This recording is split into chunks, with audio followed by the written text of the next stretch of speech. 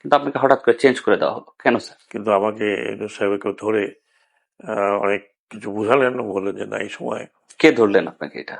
Doctor Yunus. আপনি বলেছেন যে আপনাকে অপমানিত করা হয়েছে। না, আমি বলেছি যে ওটা বলিনি, বলেছি যে স্যার আমার পক্ষে থাকা সম্ভব না। আপনাদের উপদেষ্টাদের মধ্যে কেউ কেউ এই নির্বাচনটা এই সময়ে হোক এটা চায়নি, আর একটু দেরিতে হোক এটা চেয়েছে, এবং 2-3 জনের কথা বলা হচ্ছে। আপনি কি ছিলেন নাকি তাদের মধ্যে?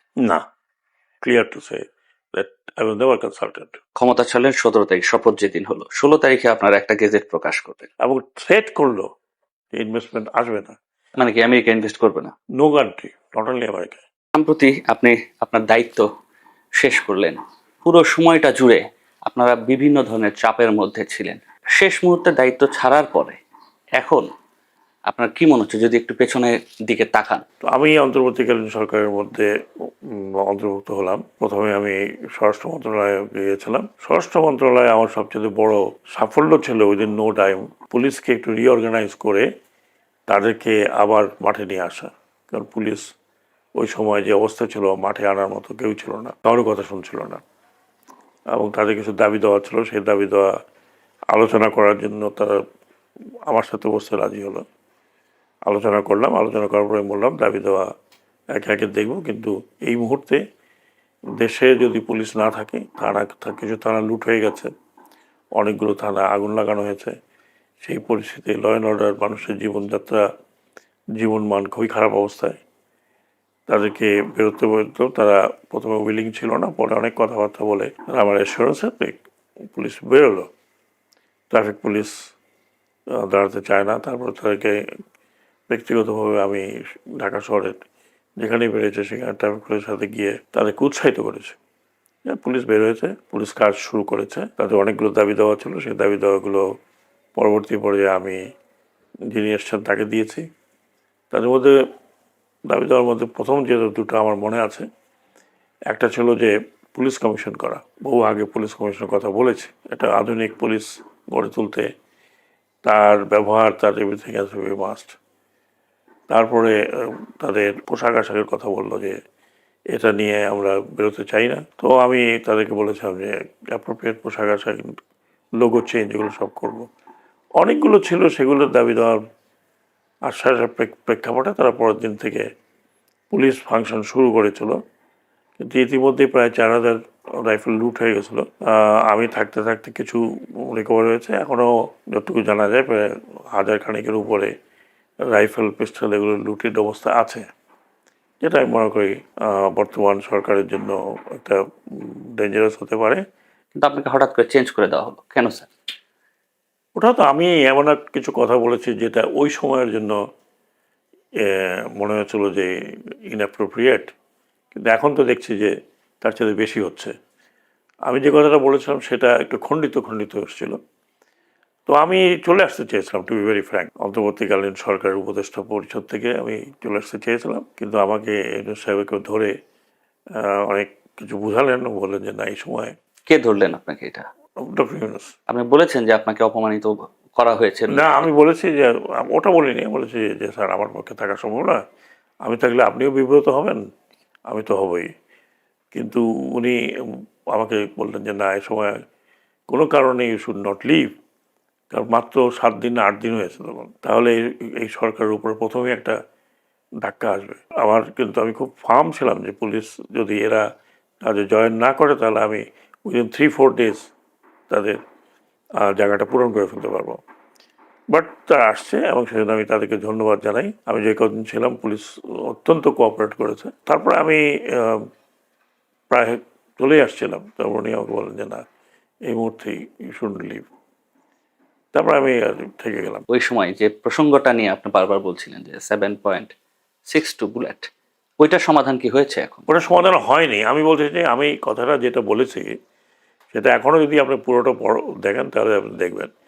আমি গিয়েছিলাম আনসারের, হ্যাঁ, ওদের দেখতে, ওদের মধ্যে গুলি টুলি মারছে অনেকে, হ্যাঁ, আনসারকে গুলি মেরেছে। তারপরে আমি যে কতগুলো ভিডিও দেখলাম, লুঙ্গি পরা, গেঞ্জি পরা, হেলমেট লাগানো, হাতে পুলিশের রাইফেল, দ্যাট ইজ পুলিশের কাছে 7.62 চাইনিজ রাইফেল টাইপ 39, তার মানে বুলেটটা হচ্ছে 39। এটা খুব একটা মারাত্মক মারণাত্মক অস্ত্র, যেটা সাধারণত সমরাস্ত্র হিসেবে ব্যবহার হয়, এটাকে আমরা বলি প্রহিবিটেড বোর। পুলিশকে এই রাইফেলগুলো দেওয়া হয়েছে, কবে দেওয়া হয়েছে আমি ঠিক জানি না। আমার ইচ্ছা ছিল এটা একটা ইনকোয়ারি করতে, যে এই রাইফেল তো পুলিশের পাওয়ার কথা নয়, এই রাইফেলগুলো পুলিশকে দেওয়া হলো কখন, কি কারণে, কেন করতে পারছিলেন? না। আমি তো ছিলামই না, তো ইনকোয়ারি করবো কোথেকে, আমার দিয়েছিল। ওই প্রসঙ্গে আমি বলেছিলাম যে এই রাইফেলগুলো বা এই অ্যামুনিশন, এই রাইফেল পুলিশের হাত থেকে সিভিলিয়ানদের কাছে কিভাবে গিয়েছে। How this 7.62 Chinese rifle use by civil ক্লথে, এর পিছনের ব্যাকগ্রাউন্ডটা কেউ আমাকে জিজ্ঞেস করেনি।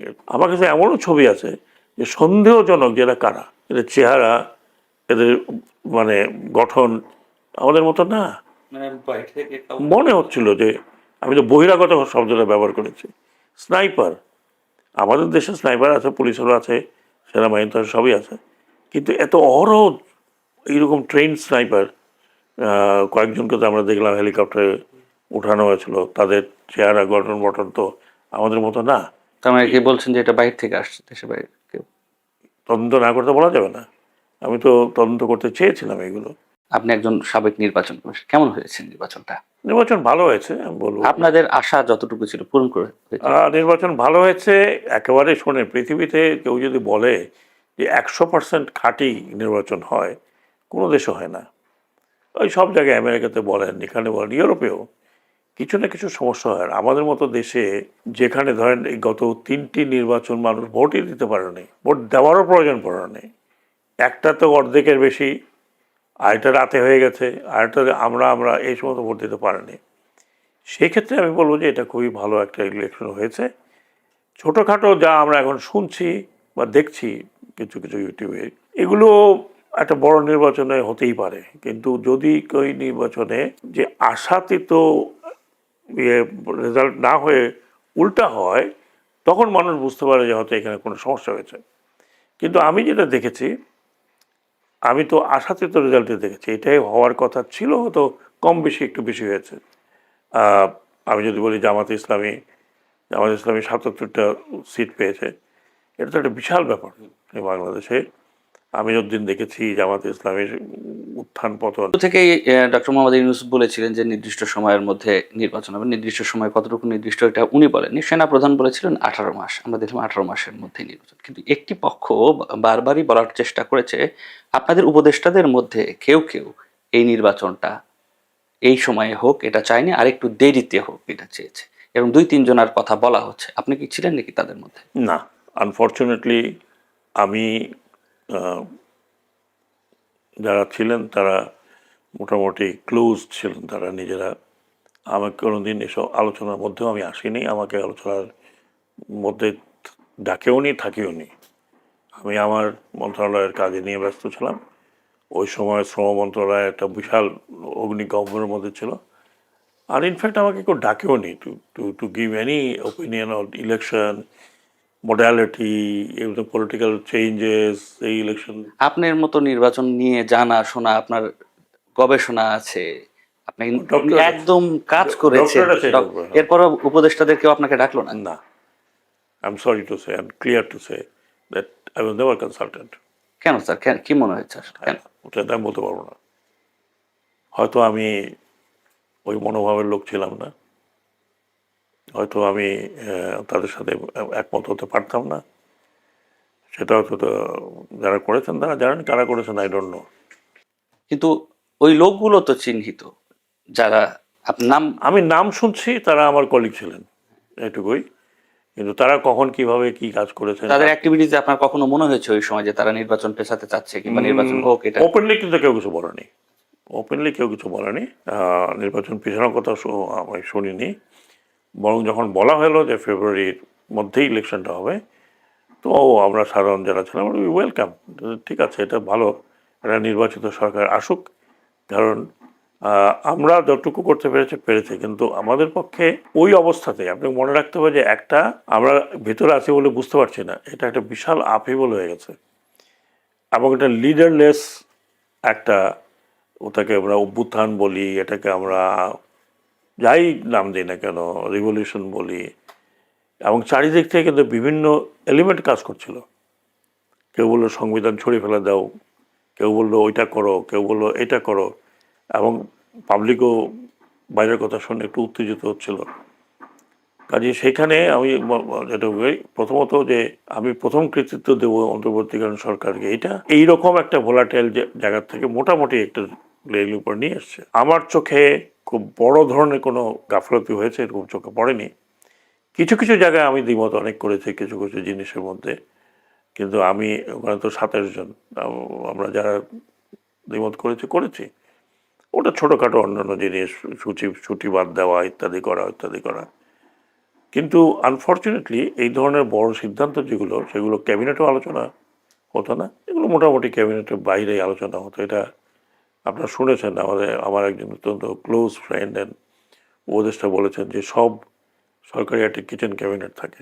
উনি নিজে বলেছেন, আমি জানি না কিচেন ক্যাবিনেটে কারা কারা ছিলেন, তবে আমি খুব দ্ব্যর্থহীন ভাষায় যে আই হ্যাভ নো, আমাকে কোনো কনসাল্টও করেনি। এমনকি সংস্কার কমিশনগুলোর সাথে আমি আলোচনা করছিলাম যে ভাই দরকার হলে আমাকে ডেকো। আমি এই কমিশনের সিদ্ধান্তগুলো অনেক পরে দেখেছি, কমেন্টের জন্য যখন আসলো।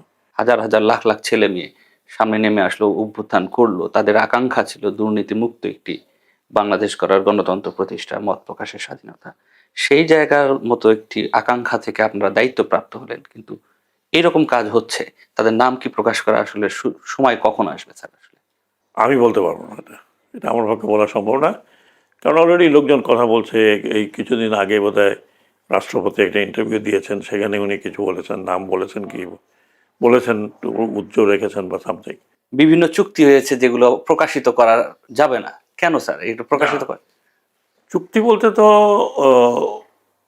অপ্রকাশিত চুক্তি তো কোনোটাই না। যখন চুক্তি হয়, চুক্তিগুলো করে কিন্তু বিডা এবং পিপিপিএ, ট্রিপল পি অথরিটি, এবং সংস্থার সাথে, যে সংস্থা পোর্টের সাথে একটা চুক্তি হবে। এটা কিন্তু পোর্ট যদিও মন্ত্রণালয়ের নিচে, কিন্তু পোর্ট সরাসরি এবং ইনভেস্টমেন্ট ডিপার্টমেন্ট অফ বাংলাদেশ এবং ট্রিপল পি অথরিটি, যেহেতু ট্রিপল পিতে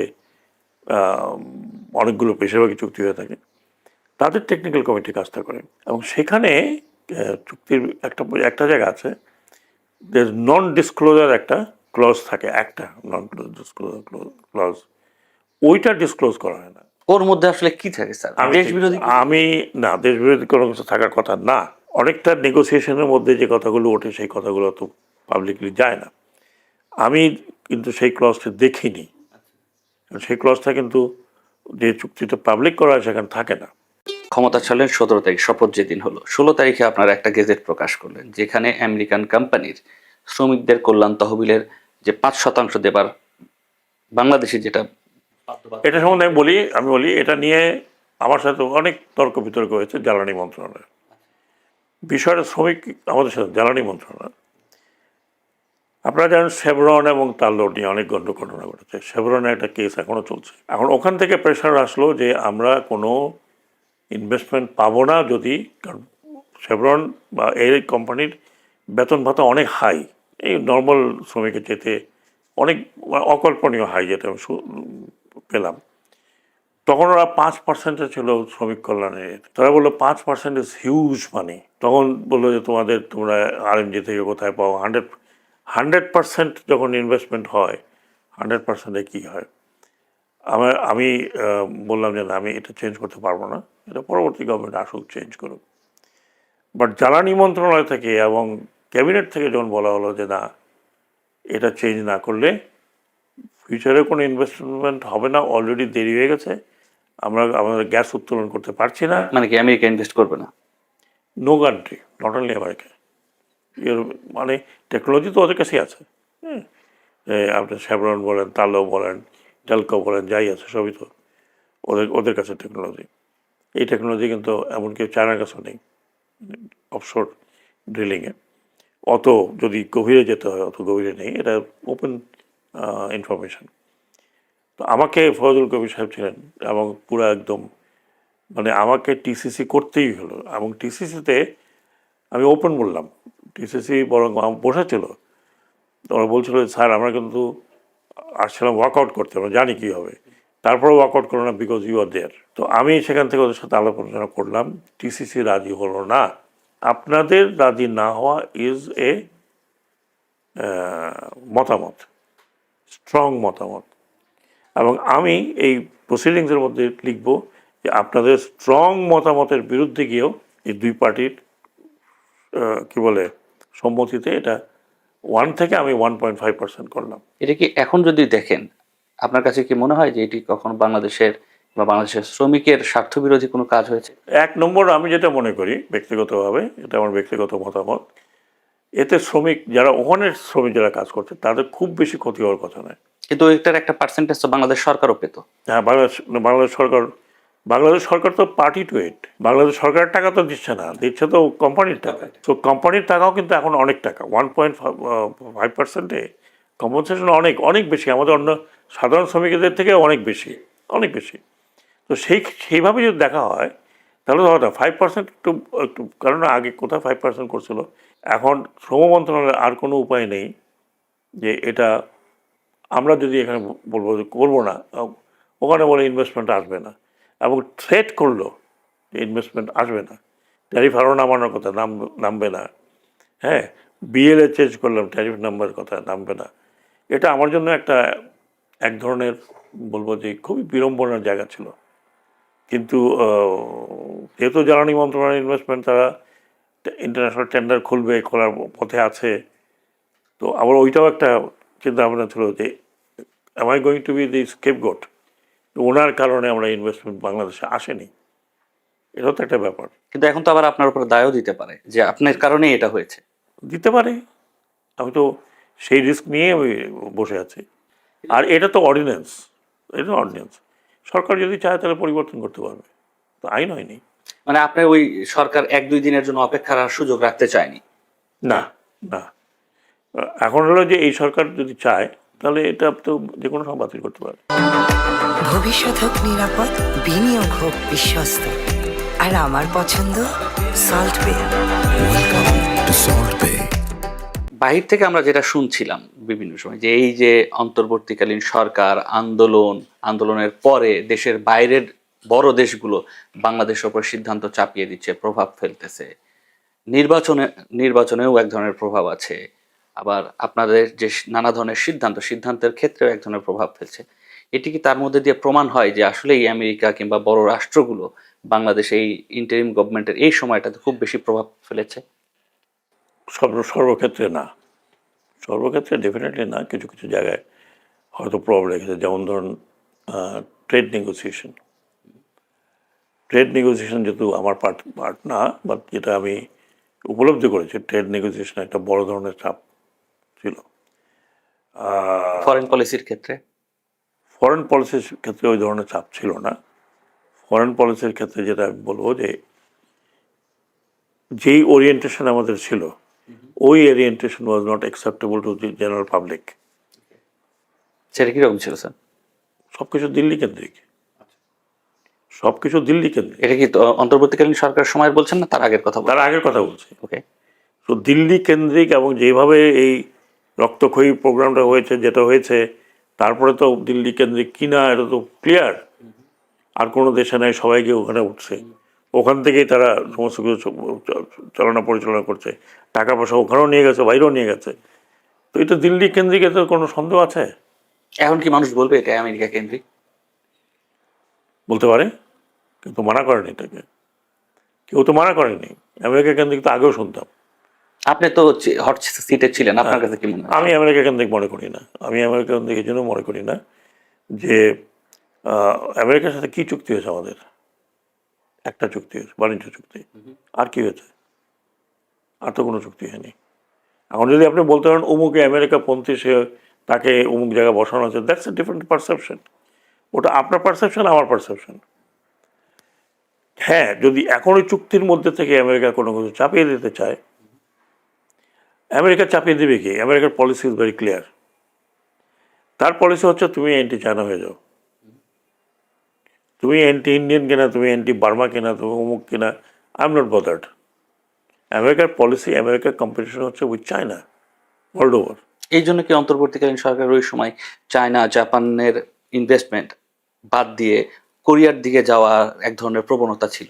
কোরিয়ার দিকে তো আগে গিয়েছে, সেটা কি আরো কোরিয়ার দিকে তো আগে গিয়েছে। আপনারা অন্তর্বর্তীকালীন সরকারের উপদেষ্টা দায়িত্ব পালন করেছেন, কেন আপনারা একদিনের সবাই একটা আহ, বিদায় হলো না কিংবা বিদায় নিলেন না? এটা তো একটা প্রক্রিয়ার মধ্যে ছিল, যেদিন নির্বাচিত সরকার শপথ নেবে ওই দিন আপনারা ডিজলভ হয়ে যাবেন, এটা তো প্রক্রিয়া।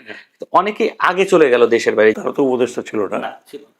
তারা উপদেষ্টা ছিল চিফ অ্যাডভাইজার, এবং দে আর ব্রড অ্যাজ এ টেকনোক্র্যাট। তাদের সাথে কি চুক্তি হয়েছে, কীভাবে হয়েছে, তো ওটা আমি বলতে পারবো না। আমাদের তার বাইরে যাওয়ার কোনো উপায় নেই, আমাদের দেশের মধ্যেই আছে, আর যাবোই বা কেন, মাই কান্ট্রি। স্যার, আমলারা আপনাদের কতটুকু ভুগিয়েছে? আমাকে ভোগায়নি, আপনি আমাকে চেনেন, আর আমি তো নতুন না, আমি ইলেকশন কমিশনে 5 বছর ছিলাম, তারপরে সিভিল সোসাইটির সাথে ছিলাম, যেহেতু most of the senior officer আমাকে চেনে। আর আপনাদের সরকারের কথা যদি বলেন? কিছু কিছু জায়গায় ইয়েস, কিছু কিছু জায়গায় ইয়েস, শেষের দিকে আই ফেল্ট যে আছে। বাইরের মন্ত্রণালয়ে আমি নিজেই দেখেছি যে দারুণ, মানে কি বলবো, টুইস্ট অ্যান্ড টার্ন। ধন্যবাদ স্যার।